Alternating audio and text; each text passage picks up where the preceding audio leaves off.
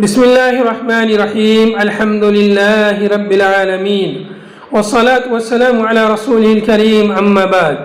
مشاہدین کرام، السلام علیکم ورحمۃ اللہ وبرکاتہ۔ آج میں آپ کی خدمت میں کتاب نعمت المنان مجموع فتاوی فضیلۃ الدکتور فضل الرحمن المدنی رحمہ اللہ سے ایک اہم مسئلہ نماز عید کے لیے آنے جانے کی سنت سے متعلق لے کر حاضر ہوا۔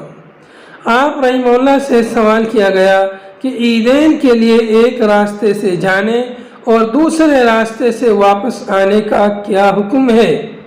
اس سوال کے جواب میں استاد محترم مفتی ڈاکٹر فضل الرحمن المدنی رحمہ اللہ نے فرمایا، عیدین میں سنت یہ ہے کہ ایک راستے سے جایا جائے اور واپس دوسرے راستے سے آیا جائے۔ حضرت جابر رضی اللہ عنہ سے روایت ہے کہ نبی صلی اللہ علیہ وسلم عید کے دن ایک راستے سے جاتے تھے اور دوسرا راستہ بدل کر واپس آتے تھے۔ رواہ البخاری۔ اسی سے متصل ایک اور سوال ہے کہ نماز عید کے بعد راستہ بدل کر واپس آنے کی حکمت ہے۔ آپ رحمہ اللہ سے سوال کیا گیا کہ عیدگاہ کے لیے جانے اور واپس آنے میں مسنون یہ ہے کہ جس راستے سے جائیں واپسی میں اسے چھوڑ کر دوسرے راستے سے آئیں، جیسا کہ جابر رضی اللہ عنہ سے مروی ہے، کان النبی صلی اللہ علیہ وسلم اذا کان یوم عید خالف الطریق، رواہ البخاری۔ جب عید کا دن ہوتا تو نبی صلی اللہ علیہ وسلم آنے جانے کا راستہ بدل لیا کرتے تھے۔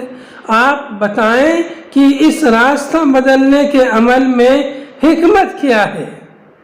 اس سوال کے جواب میں آپ رحمہ اللہ نے فرمایا، حافظ ابن حجر رحمۃ اللہ علیہ نے فتح الباری میں اور قاضی عبدالوہاب مالکی رحمۃ اللہ علیہ نے اس کے کئی فوائد اور حکمتیں بتائی ہیں، جن میں سے چند درج ذیل ہیں۔ نمبر 1، آپ نے راستہ اس واسطے بدلا تھا تاکہ دونوں راستے قیامت کے دن آپ کے لیے گواہی دیں۔